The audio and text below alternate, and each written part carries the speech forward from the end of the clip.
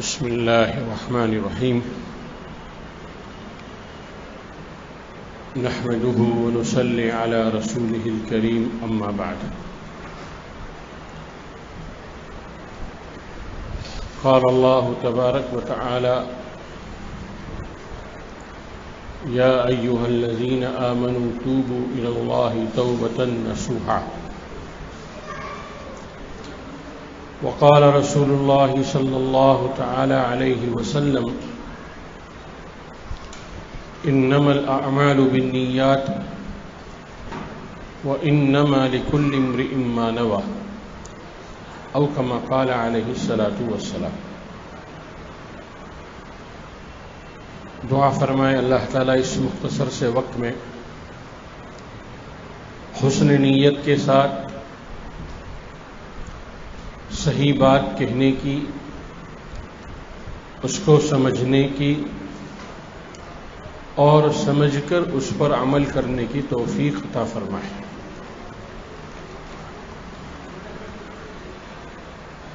میرے بھائیوں، دوستوں، عزیزوں، بزرگوں،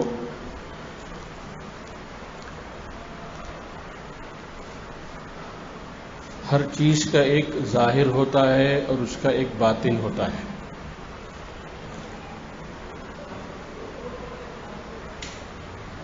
مثال کے طور پر پھل ہے تو ایک تو پھل کا ظاہر ہوتا ہے اور دوسرا اصل پھل ہوتا ہے جو اس کے پھلوں کے چھالوں کے اندر چھپا ہوا ہوتا ہے۔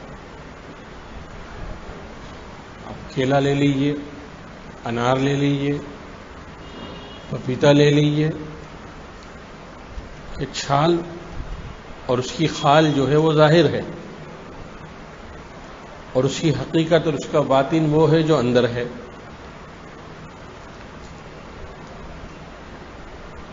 ابھی تو رواج نہیں رہا، ورنہ پہلے زمانے میں بہت اس کا رواج تھا کہ عورتیں جو ہے گھر میں جو شوکیس ہوا کرتا تھا اس میں نقلی پھلوں کو سجایا کرتی تھی پلیٹ میں۔ انار بھی ہوتے تھے، انگور بھی ہوتا تھا، سیب بھی ہوتا تھا، ناشپاتی بھی ہوتا تھا۔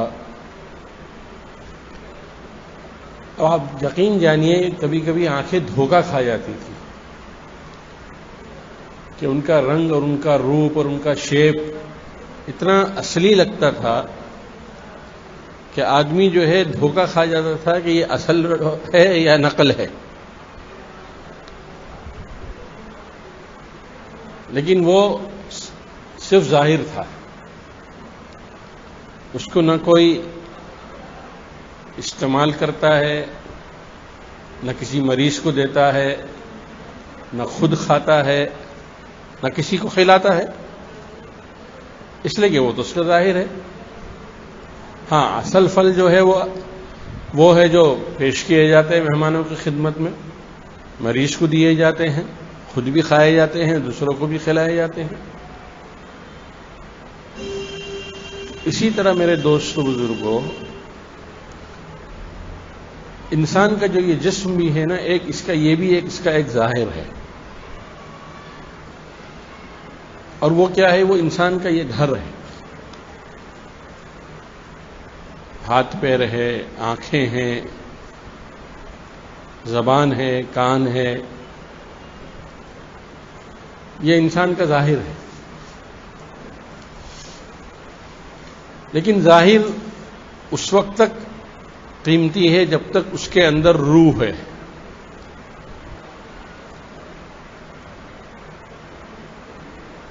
جس دن روح نکل گئی تو سب ختم۔ اس لیے کہ اب آنکھ بھی ہے لیکن دیکھ نہیں پاتا، زبان بھی ہے لیکن بول نہیں پاتا، کان بھی ہے لیکن سن نہیں پاتا، ہاتھ بھی ہے لیکن پکڑ نہیں پاتا،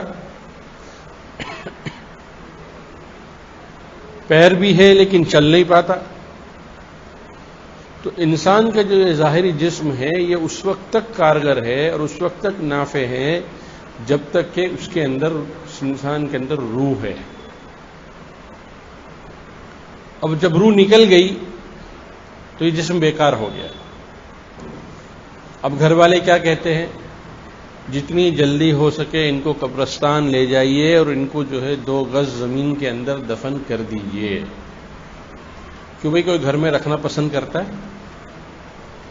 شوہر بیوی کبھی یہ کہتی ہے کہ نہیں میرے بہت پیارے شوہر تھے، میرے بہت چہیتے تھے، میرے سر کے تاج تھے، میرے رکھوالے تھے، میرے روزی روٹی کے سہارا تھے، ان کو میں یہاں سے اپنے گھر سے الوداع نہیں کروں گی بلکہ میں اس کو اپنے پاس ہی رکھوں گی؟ کوئی کہتا ہے؟ کوئی نہیں کہتا. نہ شوہر بیوی کے لیے فرمائش کرتا ہے، نہ بیوی شوہر کے لیے فرمائش کرتی ہے، نہ باپ بیٹے کے لیے اور بیٹیوں کے لیے فرمائش کرتا ہے، نہ باپ اولاد جو ہے اپنے باپ کے لیے فرمائش کرتی ہے، بلکہ ہر ایک یہ کہتا ہے کہ اب جتنی جلدی ہو سکے ان کو 2 گز زمین کے اندر دفن کر دیجئے. کیوں؟ صاحب جسم تو ہے، اچھا ہٹا کھاٹا ہے، تندرست ہے، لیکن کسی کام کا نہیں ہے. یہ انسان کا جو ظاہری جسم ہے یہ اس کا ظاہر ہے، اور اس کے اندر جو حقیقت ہے، جو مغز ہے، وہ روح ہے. وہ کیا ہے؟ وہ روح ہے. اب روح جو ہے وہ فیصلے کرواتی ہے موت سے لے کر موت کے بعد ساری زندگیوں کے. جسم فیصلہ نہیں کرواتا بلکہ روح فیصلہ کرواتی ہے. گندی روح ہوگی تو گندے فیصلے ہوں گے، اچھی روح ہوگی تو اچھے فیصلے ہوں گے. اسی لیے قرآن میں کیا کہا؟ یا ایتھا النفس المطمئنہ ارجعی الی ربک راضیۃ مرضیہ فادخلی فی عبادی وادخلی جنتی. چونکہ یہ روح پاک تھی اس لیے اللہ کی طرف سے کیا کہا جا رہا ہے؟ یا ایتھا النفس المطمئنہ ارجعی، لوٹا. کس کی طرف؟ الی ربک، اپنے پیارے رب کی طرف لوٹا. تو میرے دوستو بزرگوں، آج دنیا اس دھوکے میں پڑی ہوئی ہے کہ ہر آدمی اپنے ظاہر کو سنوارنے میں لگا ہوا ہے. آپ دیکھ لیجئے کاسمیٹکس کی دنیا کتنی سر چڑھ کر بول رہی ہے. کتنے سارے شیمپوز دنیا میں آ گئے، کتنے کلر کے پاؤڈرز آ گئے، کتنی کمپنیوں کے جو ہے لوشنز آ گئے. صاحب بال کے لیے یہ ہے، سوکھے بال کے لیے یہ ہے، گیلے بال کے لیے یہ ہے، نہانے سے پہلے یہ ہے، نہانے کے بعد یہ ہے کہ نہیں ہے؟ تو آج دنیا دھوکے میں پڑی ہوئی ہے اور ہر آدمی اس دھوکے سے میں مبتلا ہے کہ آدمی جو ہے اپنے ظاہر کو سنوارنے کی کوشش میں لگا ہوا ہے کہ میرا ظاہر کتنا اچھا لگ رہا ہے.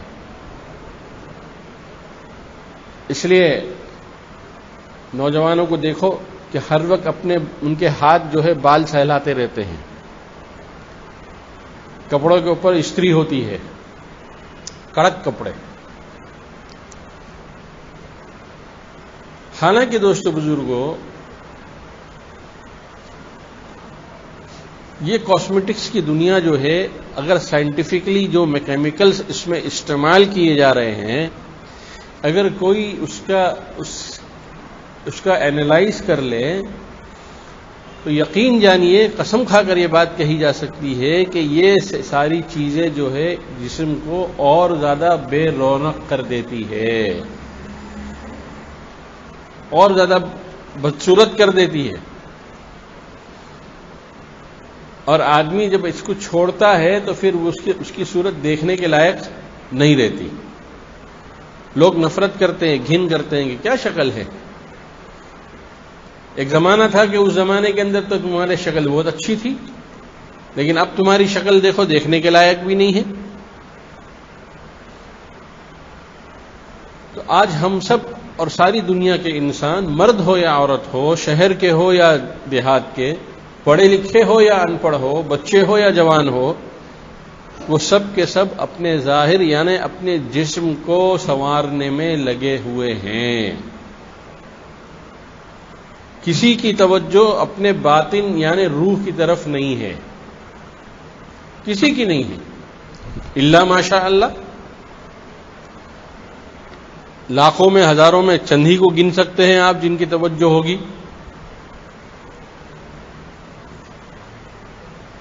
ان کے باطن کی طرف، روح کی طرف۔ اس لیے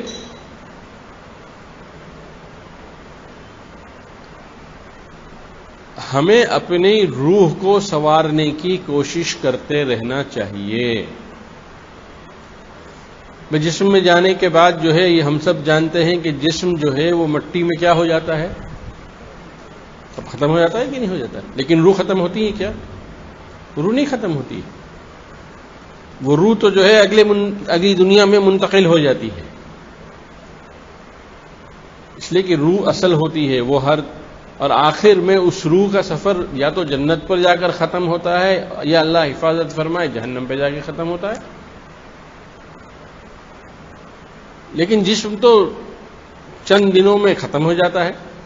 ہاں کبھی کبھی اللہ تعالیٰ جو ہے بعض واقعات اپنی طاقت اور اپنی قدرت کے اور اس حقیقت کو سمجھانے کے لیے دکھا بھی دیتے ہیں۔ ویڈیو میں بھی واٹس ایپ پر بھی بہت سے کلپیں آ چکی ہیں، کچھ حقیقی واقعات جو ہے علم میں آ چکے ہیں کہ اتنے سالوں کے بعد جو ہے جب قبر کھودی گئی تو کفن تک نہیں خراب ہوا تھا، اور کفن کے اوپر سے کفن جب چہرے پہ سے ہٹایا گیا تو ایسا لگ رہا تھا کہ یہ کل کی میت ہے، اتنی تر و تازہ۔ کیوں؟ اس لیے کہ اس جسم نے صلح کر لی تھی اپنی روح سے۔ جسم میں کیا کر لیا تھا؟ ہاں اپنی روح سے صلح کر لیا تھا کہ جیسا تو چاہے گی ویسا میں کروں گا، جیسا تیرا حکم ہوگا ویسا میں مانوں گا۔ تو جس جسم نے اپنی روح کے ساتھ صلح کر لی تو اللہ نے اس کی روح کو اس کی روح کے صلح کرنے کے نتیجے میں اس کی جسم کی بھی حفاظت کر دی۔ اب نہ کیڑے کھا رہے ہیں، نہ مکوڑے کھا رہے ہیں، نہ اس میں کوئی آپ کتنے ہی پاؤڈر ڈال دیجئے، ڈالا جاتا ہے نا، آپ دیکھ لیجئے قبرستان کے اندر جو ہے پاؤڈر ڈالا جاتا ہے تاکہ جلدی سی لاش ختم ہو جائے۔ لیکن جس جسم نے روح کے ساتھ صلح کر لی وہ جسم جو ہے باقی رہتا ہے اور ہمیشہ ہمیشہ باقی رہے گا۔ تو اس لیے ہمیں اپنے جسم کو روح کے تابع بنانا چاہیے۔ روح کے حکم پر ہمیں اپنے جسم کو ڈالنا چاہیے۔ روح کہتی ہے کہ فجر کی نماز جماعت کے ساتھ پڑھو، اور جسم کہتا ہے کہ نہیں بہت نیند آ رہی ہے، بہت تھکا ہوا ہوں، تھوڑا آرام کر لوں۔ کہ بھئی یہ کشمکش ہوتی کہ نہیں ہوتی؟ اب اگر آدمی اس بدن کی مان لیا تو نماز چھوڑ دے گا، روح کی مان لیا تو نماز پڑھ لے گا۔ جسم کہتا ہے کہ جھوٹ بولنے میں نفع ہے، اور روح کہتی ہے کہ نہیں جھوٹ بولنے میں نفع نہیں ہے بلکہ سچ بولنے میں نفع ہے۔ الصدق ینجی والکذب یہلک، کہ سچائی نفع دیتی ہے اور جھوٹ جو ہے وہ انسان کو ہلاک کر دیتا ہے۔ اب اگر آدمی اپنے جسم کو مانے گا تو پھر وہ جھوٹ بولے گا، کاروبار میں جھوٹ بولے گا، گھر میں جھوٹ بولے گا، دوستوں کی محفلوں میں جھوٹ بولے گا، اس لیے کہ جھوٹ ہی ہے۔ اور اگر وہ اپنے روح کو مانے گا تو پھر وہ جھوٹ نہیں بولے گا، سب کچھ سچ بولے گا، جہاں بھی رہے گا سچا رہے گا۔ اس لیے اللہ کے رسول صلی اللہ تعالی علیہ وسلم کو جو القاب اور آداب نبوت سے پہلے جو کفار اور مشرکین کی طرف سے جو ملے ہوئے تھے، وہ القاب اور آداب کیا تھے؟ الصدیق، الامین، کہ یہ سچوں کے سچے ہیں اور امانت دار کے امانت دار ہیں۔ اسے ابھی نبوت نہیں ملی ہے، لیکن لوگ قریش جب سفر کیا کرتے تھے تو اپنی امانتیں حضور اکرم صلی اللہ تعالی علیہ وسلم کے پاس جمع کر کے جایا کرتے تھے۔ ان کو اطمینان تھا کہ ہم واپس آئیں گے تو ہماری امانت ہم کو مل جائے گی۔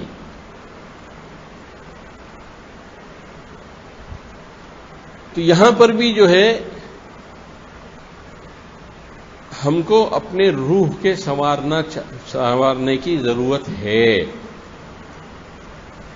اچھا، اب روح سنورتی کیسی ہے؟ اب جیسے کپڑا کیسے سنورتا ہے؟ واشنگ مشین میں دھوتے ہو نا۔ اب تو وہ زمانہ گیا کہ جب عورتیں جو ہے پٹک پٹک کر جو ہے کپڑے دھویا کرتی تھی۔ اب تو مشینی دنیا، انسان ہی خود مشین ہو گیا ہے۔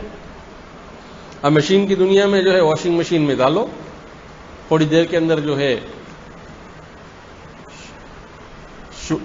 دھل بھی جائے گا، سوکھ بھی جائے گا، اور اس کے بعد آپ اپنے سکھا لو۔ اب تو بعض واشنگ مشین آئندہ ایسی بھی آنے والی ہے کہ جو کپڑے آپ ڈالیں گے وہ آپ کے کپڑے بھی سکھائے گی، دھوئے گی، سکھائے گی اور پریس کر کے آپ کو واپس کرے گی۔ ہاں، پورا تیار، پریس ہو کے کپڑے باہر نکلیں گے۔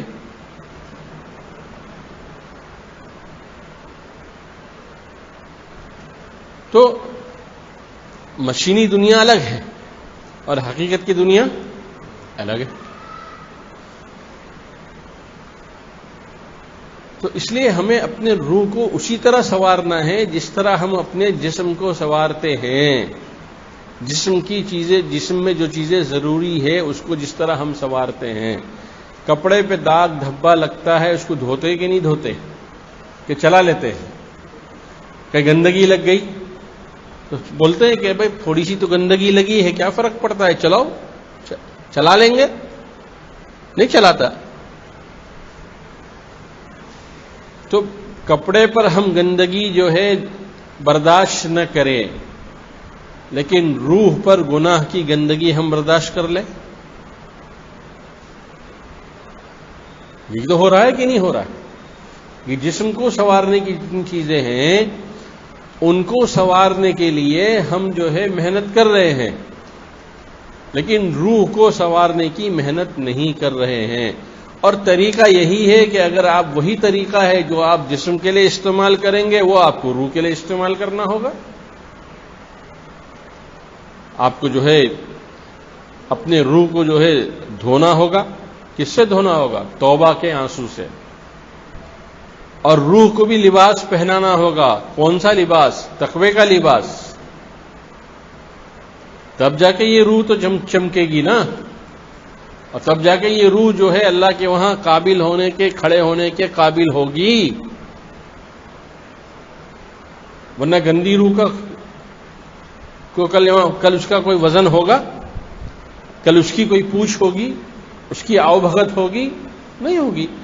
جہاں آنکھ بند ہوئی وہاں سے لے کر ہر منزل میں اس روح کو جو ہے دھتکارا جائے گا۔ اس لیے حدیث میں آتا ہے کہ جب آدمی کا وقت قریب آتا ہے تو جیسی اس کی روح ہوتی ہے ویسے اس کے فرشتے۔ یہ تو مثل بھی مشہور ہے، جیسے روح ویسے فرشتے۔ نیک آدمی ہے تو حضرت جبریل علیہ السلام جو ہے 70,000 فرشتوں کے ساتھ آتے ہیں استقبال کے لیے، اور ہر فرشتے کے ہاتھ میں جو ہے جنت کا ایک لباس ہوتا ہے، ایک الگ سے خوشبو ہوتی ہے، اور اتنی پیار سے اس روح کو جو ہے جسم سے الگ کرتے ہیں جس طرح جو ہے مائیں جو ہے، بہنیں جو ہیں آٹے میں سے بال کو الگ کر دیتی ہیں سنبھال کے لے۔ اور اللہ نہ کرے اگر روح ہماری گندی ہے تو پھر اسرائیل علیہ السلام جب آتے ہیں تو وہ اپنے ساتھ 70,000 ڈراونے، خونخوار، بدصورت، عذاب والے فرشتوں کو لے کر آتے ہیں، اور ہر ایک کے ہاتھ میں جو ہے لوہے کا گج ہوتا ہے، کانٹا ہوتا ہے اس میں، اور پھر وہ جسم پر مارتے ہیں اور روح کو اس میں لپٹتے ہیں اور کھینچتے ہوئے لے جاتے ہیں۔ پہلے والے کے لیے دروازے کھول دیے جاتے ہیں، ان کے لیے جو ہے دروازے بند ہوتے ہیں۔ اب جب ان کے لیے دروازہ کھٹکھٹایا جاتا ہے تو پیچھے سے آواز آتی ہے کہ کون سی بدبخت روح آ گئی ہے کہ اس کے آنے کی وجہ سے بدبو مار رہا ہے، ہمارا پورا ماحول بدبودار ہو گیا۔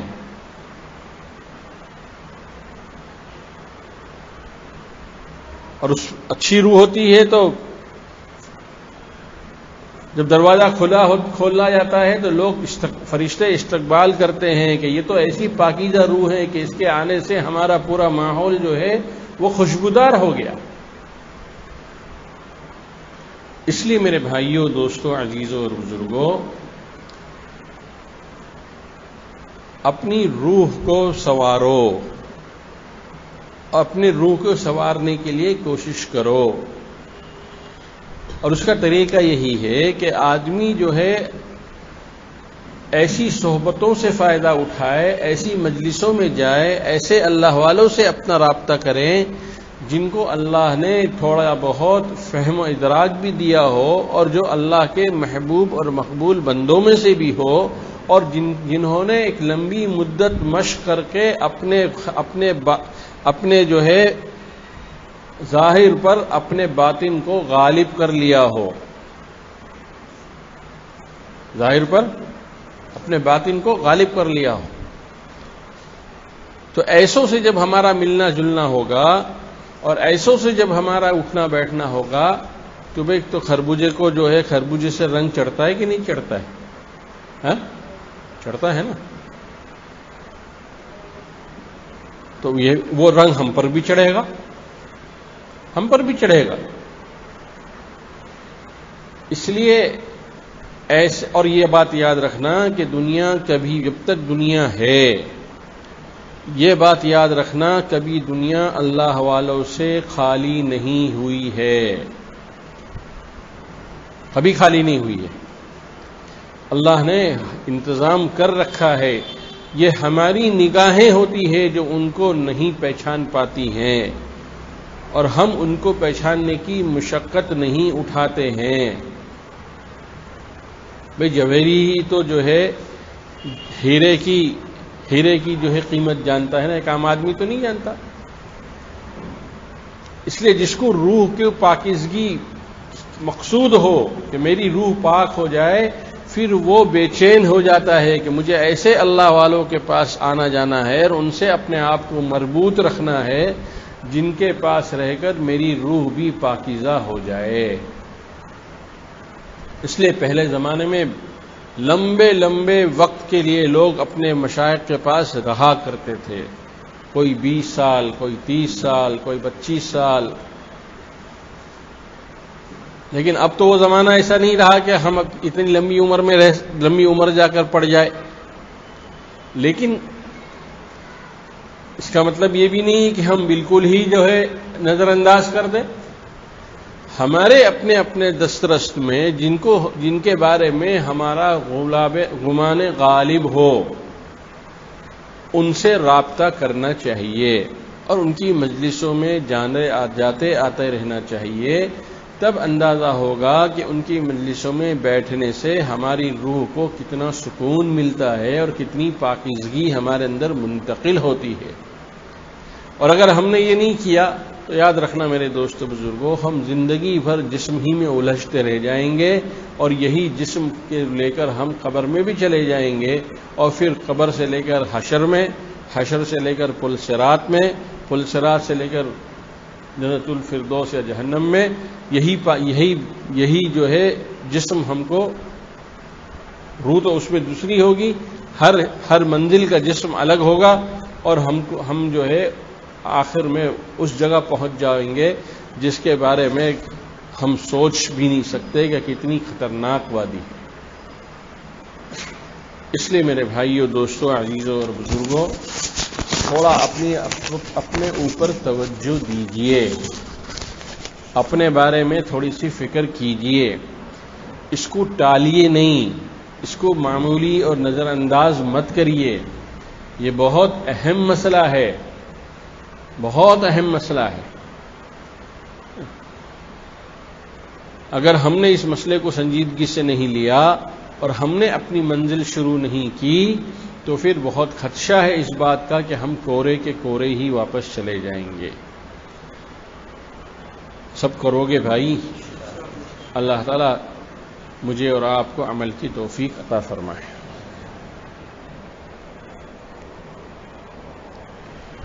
اللهم صل على سيدنا مولانا محمد وعلى آل سيدنا ومولانا محمد وبارك وسلم۔ ربنا ظلمنا أنفسنا وإن لم تغفر لنا وترحمنا لنكونن من الخاسرين۔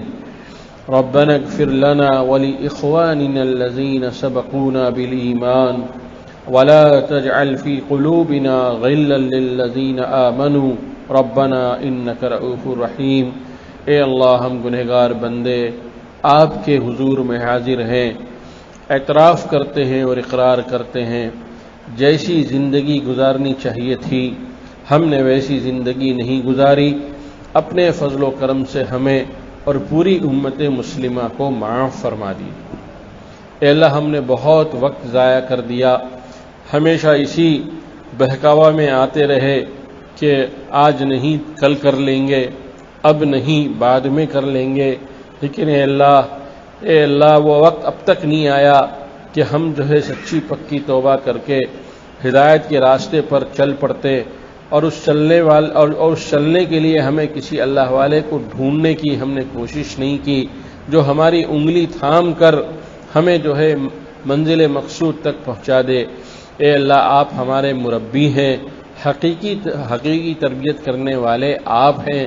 اے اللہ، جس سے بھی ہمارا نفع جڑا ہوا ہو اور آپ کے علم میں ہو کہ اس کو جو ہے فلاں سے نفع پہنچتا ہے اور پہنچے گا، تو اے اللہ ہمیں اس اللہ کے بندے سے، آپ کے اس ولی اللہ سے اے اللہ ہمیں جوڑ دیجئے۔ اے اللہ ہمیں جوڑ دیجئے اور ہمارے آخرت کی منزلوں کو آسان فرما دیجئے۔ اے اللہ آخرت کی منزلوں کو آسان فرما دیجئے۔ اے اللہ دنیا تو جیسی بھی ہے کٹ جائے گی، اے اللہ سوکھی کاکے کھانے والے بھی کھا کر زندگی گزار لیتے ہیں، اور اور جو ہے مرغ مسلم کھانے والے بھی اپنی زندگی گزار لیتے ہیں۔ اے اللہ فٹ پاتھ پر اور فرش پر سو کر بھی لوگ زندگی گزار رہے ہیں، اور محلوں میں اور اپارٹمنٹوں میں بھی رہ کر لوگ زندگیاں گزار رہے ہیں۔ اے اللہ دنیا تو کسی طرح گزر جائے گی، لیکن آخرت کا منزل بڑی سخت منزل ہوگی، بڑا کٹھن یہ اللہ معاملہ ہوگا۔ اے اللہ اس لیے آپ سے گزارش ہے، آپ سے ہم بھیک مانگتے ہیں، ہمیں کسی اللہ والے سے جوڑ دیجئے جو ہمیں انگلی تھام کر ہمیں آپ تک پہنچا دے اور آپ سے ہمارا تعارف کرا دے اور آپ کی محبت کو ہمارے دل میں جگا دے اور آپ کے لیے اپنی جان مال قربان کرنے کا ہمیں اندر جذبہ پیدا ہو جائے۔ اے اللہ ہماری ان دعاؤں کو ہمارے حق میں اللہ قبول فرما لیجیے۔ اللہ ہماری آئندہ آنے والی نسلوں کے حق میں قبول فرما لیجیے۔ اللہ جن گھرانوں کے نوجوان جوان بچے ہیں بے راہ روا ہیں، اے اللہ انہوں نے اپنی زندگیوں کے مقصد کچھ اور بنا رکھے ہیں، اے اللہ ان کو تو سچی پکی توبہ کی توفیق عطا فرما دیجیے۔ اے اللہ ہر باپ کی آنکھوں کے اندر اپنے بچوں کو باپ کی آنکھوں کو اپنے بچوں سے ٹھنڈک پہنچا دیجیے، اور اے اللہ ہمیں اپنے اولادوں کے دکھ سے بچا لیجیے، اولادوں کے دکھ سے بچا لیجیے۔ اے اللہ ہمیں اپنے اولادوں کے دکھ سے بچا لیجیے۔ اے اللہ جو مانگا وہ بھی عطا فرما دیجیے، اور جو نہیں مانگ سکے اور ہماری ضرورت ہے بغیر مانگے اپنے خزانے غیب سے ہمیں عطا فرما دیجیے۔ اے اللہ حضور اکرم صلی اللہ تعالی علیہ وسلم نے جتنی خیر کی دعائیں مانگی ہے ان سب میں ہمارا حصہ نصیب فرما، اور آپ صلی اللہ تعالی علیہ وسلم نے جن شرور